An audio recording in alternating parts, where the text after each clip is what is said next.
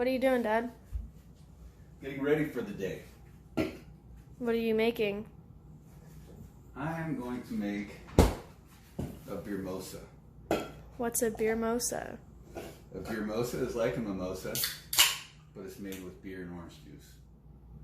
That's cool. Is it really? We'll find out. I've never had one.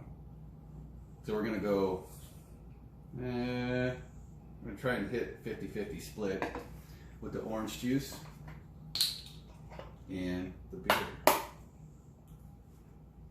Let's hope that I don't spill. Let me grab something to stir it with.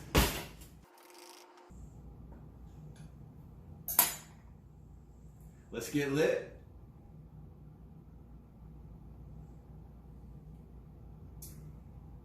Wow, that's really good.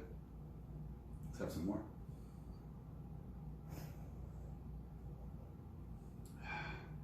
To all my mimosa drinkers out there, you gotta try this.